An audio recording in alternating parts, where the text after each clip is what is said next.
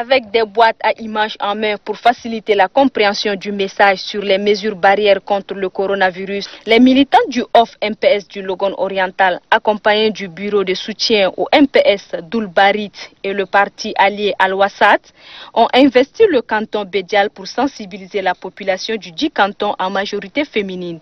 La présidente de l'OFF-MPS, Doumdje Suzanne, a pour sa part relevé qu'éduquer une femme, c'est éduquer toute une nation. Si la femme intègre dans sa vie quotidienne les mesures barrières édictées par le gouvernement pour freiner la chaîne de contamination de la maladie à coronavirus, l'on peut être rassuré que le combat contre Covid-19 est remporté.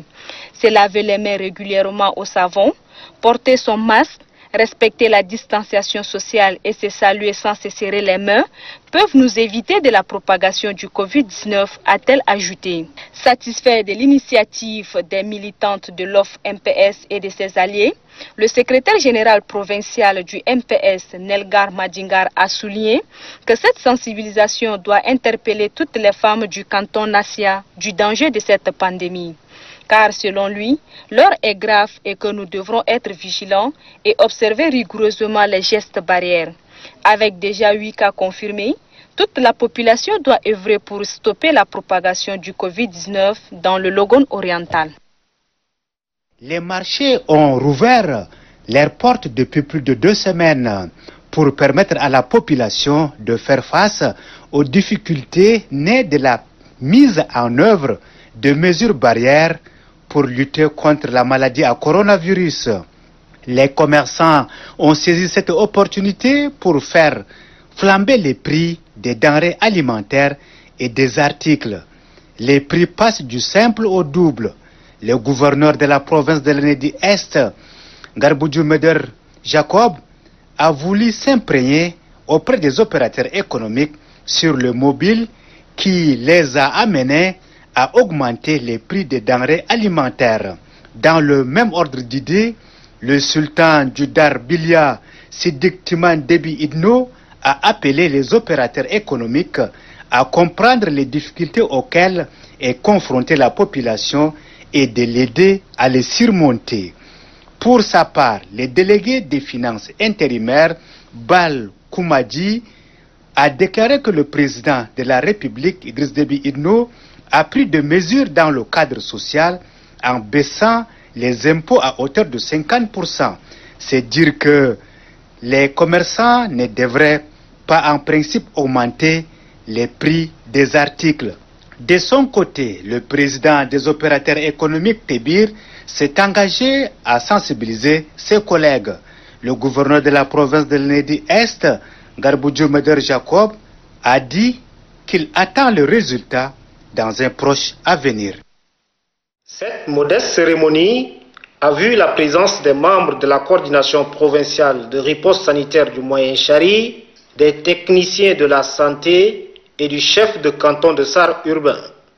À l'entame, le délégué sanitaire de la province du Moyen-Chari, Dr Youssouf Saleh Mamad, précise que c'est suite à plusieurs textes qui s'avèrent négatifs que le comité a jugé opportun de libérer ce patient atteint de coronavirus et qui est mis sous traitement depuis un certain moment.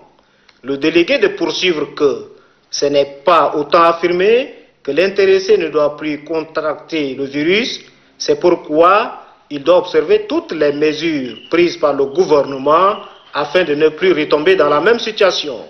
Pour sa part, le malade guéri qui venait de N'Djamena a saisi l'occasion pour remercier les autorités locales et a souligné qu'il répartira dans sa localité pour s'occuper de ses travaux champêtres.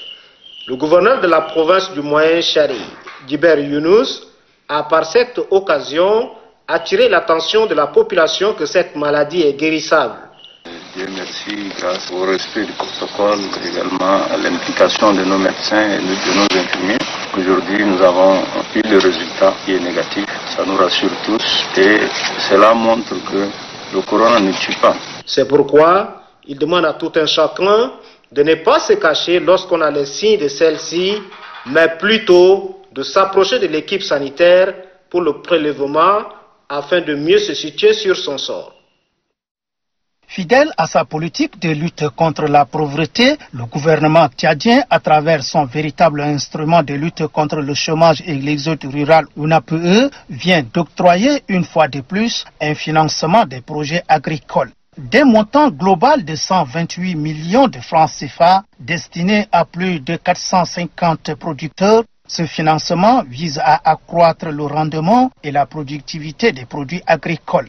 Avec un taux d'intérêt de 0%, l'octroi de ces crédits agricoles vise également à décourager les pratiques usurières. Selon le chef d'agence de l'ONAPE Bureau de Moundou, Fabrice Mayanga, le financement de ces crédits agricoles est une initiative qui s'inscrit dans le cadre du sauvetage de la campagne agricole 2020 annoncée par le président de la République, Idriss Déby Itno. Nous sommes passés de 250 projets financés en 2019 pour un montant de 85 millions à 453 projets financés aujourd'hui pour un montant total de 128 millions 100 000 francs. Chers partenaires agriculteurs, recevez mes encouragements. Je vous souhaite plein succès dans la réussite de vos travaux champêtres. Procédant au lancement du dit financement et à la remise des crédits agricoles à un des bénéficiaires, le gouverneur de la province du Logone occidental d'Ago Yakou attire l'attention de ceci sur l'usage à bon escient et le remboursement à terme échu de ces crédits agricoles. Je vous assure que je serai très regardant et je veillerai personnellement à ce que tout obstacle qui viserait à nuire son épanouissement soit durement combattu. Pour cela, je profite de cette occasion pour instruire fermement les autorités traditionnelles et coutumières de notre province qui sont les avalisateurs de ce processus d'octroi de crédits agricoles de prendre des dispositions utiles pour le recouvrement intégral des arriérés et des crédits en cours qui seront mis en place dans leurs ressorts juridictionnels respectifs. Le premier bénéficiaire à recevoir des mains du gouverneur une somme de 800 000 francs CFA ne cache pas sa satisfaction. C'est un ouf de soulagement pour avoir bénéficié de ce crédit. Ce crédit qu'on attendait depuis très longtemps et aujourd'hui on vient de rentrer en possession. Ça va nous permettre dès notre arrivée de mettre sur place pour mener les activités que nous avons préconisées dans la demande.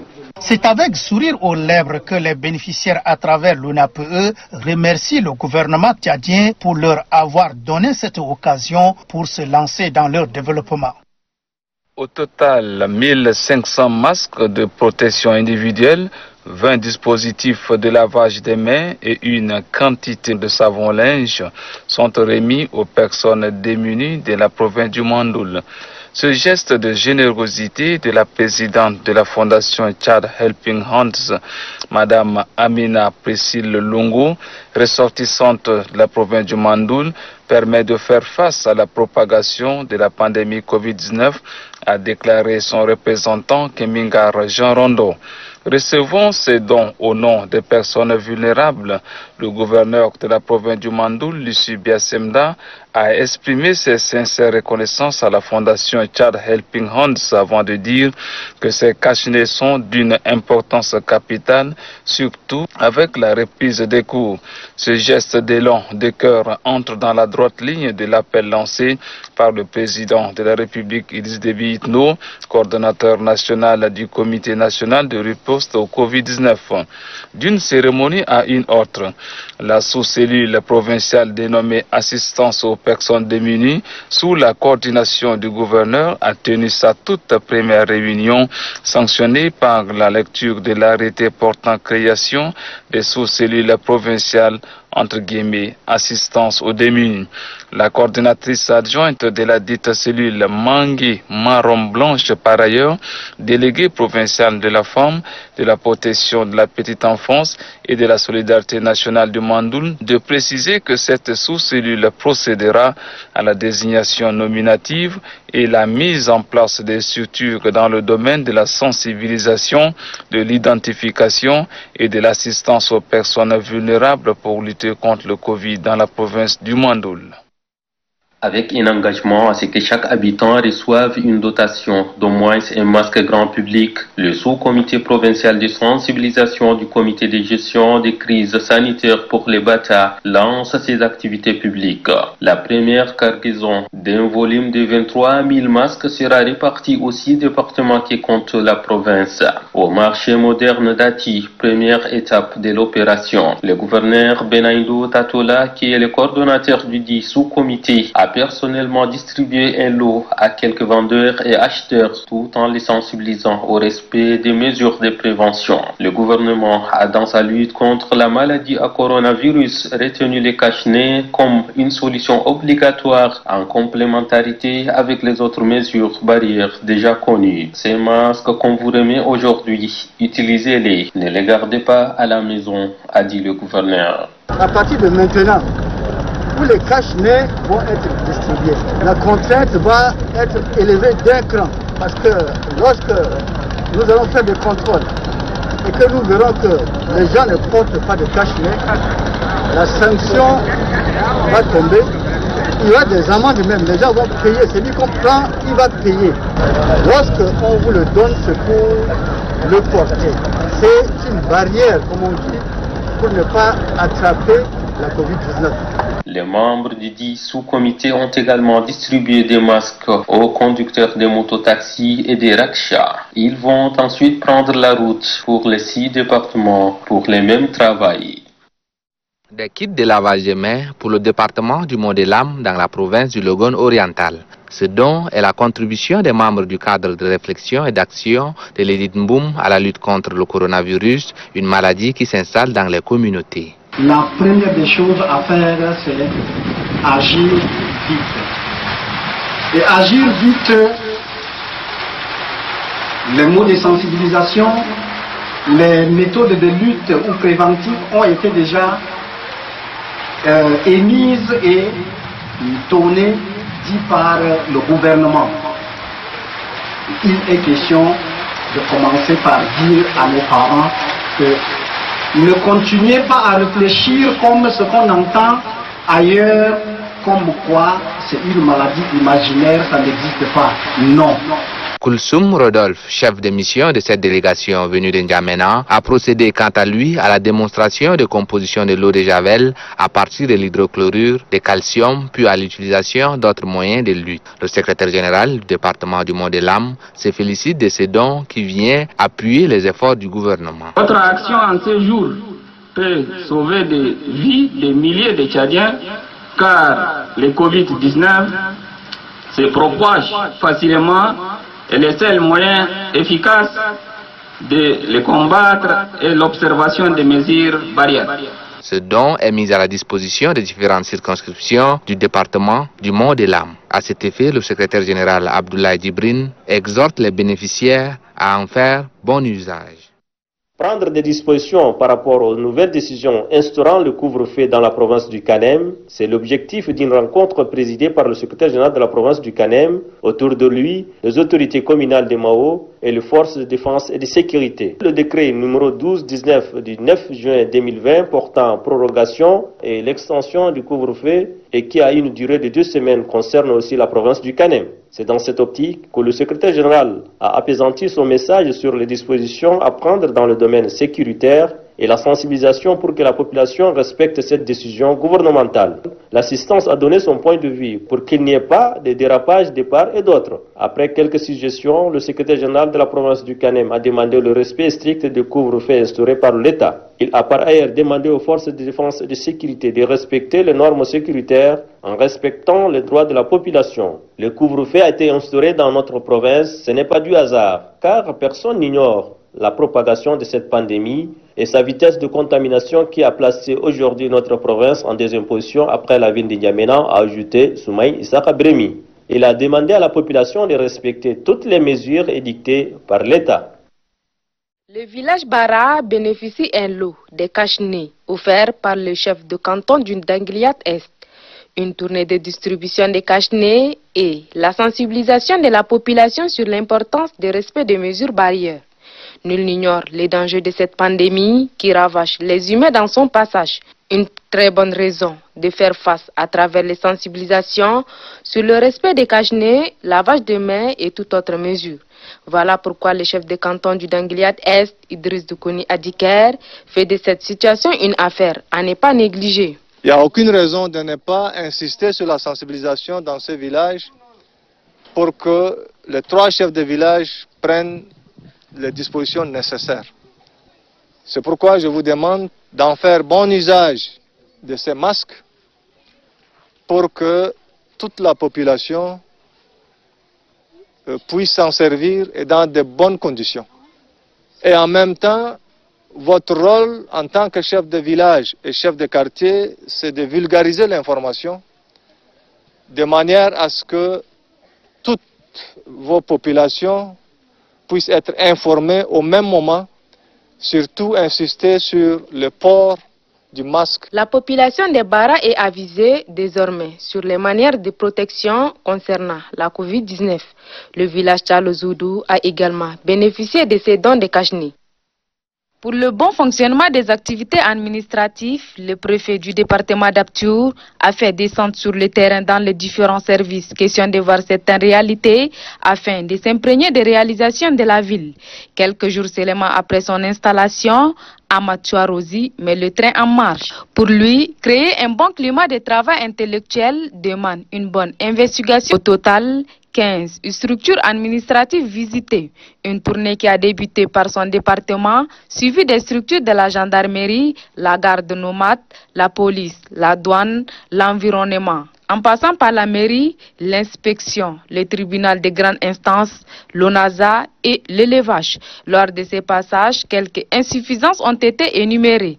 Dans la plupart des bureaux, il manque des outils de travail. Cependant, le gros problème qui handicape l'évolution de la ville est le manque des infrastructures. Le préfet du département d'Aptour, Amadou Arosi, pense mettre du paquet pour qu'ensemble, avec ses collègues, les activités dans ce département soient appréciables. Au Grand Gare, vous bénéficiez des crédits agricoles. Comme son nom l'indique, c'est un crédit, ce n'est pas un cadeau. Vous allez travailler, vous allez fructifier, vous tirez les bénéfices et vous allez rembourser les crédits afin de permettre aux autres également d'en bénéficier par le futur. Pour la campagne 2020-2021, c'est une cagnotte de 63 550 000 francs CFA qui a été remise par l'ONAP aux producteurs du Logone oriental. Crédit agricole réparti entre 264 producteurs agricoles pour booster la production, lutter contre l'insécurité alimentaire, promouvoir l'auto-emploi et résorber le chômage. Le financement des crédits agricoles est une initiative de l'Office national pour la promotion de l'emploi ONAPE et qui s'inscrit dans le cadre du sauvetage de la campagne agricole 2020 annoncée par le président de la République, chef de l'État, chef de gouvernement, son Excellence M. Idriss Déby Itno. Pour le secrétaire général provincial du Logone oriental, Adam Adami Youssouf, le Logone oriental est une zone agricole par excellence. Placé sous le slogan « Accroissement de rendement et de production agricole », ce crédit contribuera au développement du monde rural, à l'encouragement de l'entrepreneuriat des jeunes et des femmes et à l'auto-emploi tant souhaité par le président de la République, Idriss Déby Itno. Les bénéficiaires ont exprimé leur gratitude à l'endroit du gouvernement pour cette initiative noble qui leur permettra d'accroître à coup sûr leur productivité. L'association des jeunes engagés pour le développement du CANEM et la plateforme des jeunes du CANEM ont eu respectivement 3000 et 1500 cache-nez de la part des jeunes Kogona 24 et de l'association de développement intégré du Sahel à 10. En remettant les cache-nez à Cheikh Tahira Bakar, représentant le jeune Kogona 24, a dit qu'il est de notre devoir, nous jeunes, de se lever comme un seul homme, de faire de larges sensibilisations pour que ça soit bouté loin de notre province, voire loin de notre pays. Pour le président des jeunes engagés pour le développement du CANEM, Saleh Mala, a dit, c'est une lutte qui nous concerne tous. Ces initiatives sont nobles quand on sait que notre province est la plus touchée par cette pandémie après la ville d'Indiamena. Remettant l'air lot, le secrétaire administratif d'Addis, Abdelkerim Diadachoukou, a dit que c'est une maladie qui a touché le monde entier et que notre pays n'est pas du reste. Ces gestes constituent le premier pas et nous allons à partir d'aujourd'hui intensifier les sensibilisations à travers toute la province, a-t-il précisé. Recevant ces masques, Mahamatou Moussa Maïna, président de la plateforme des jeunes du CANEM, a dit qu'ils ne croiseront pas les bras. Ils seront sur le terrain pour convaincre ce mal. Président la cérémonie, le préfet du CANEM, Brahim Alifa Ali, a dans son mot dit que ces initiatives sont à suivre. La lutte contre le Covid interpelle tout un chacun. Pour cela, Brahim Alifa Ali demande à tous les ressortissants du CANEM d'emboîter les pas de ces deux associations. Le préfet demande à tous de respecter les mesures barrières édictées par le gouvernement.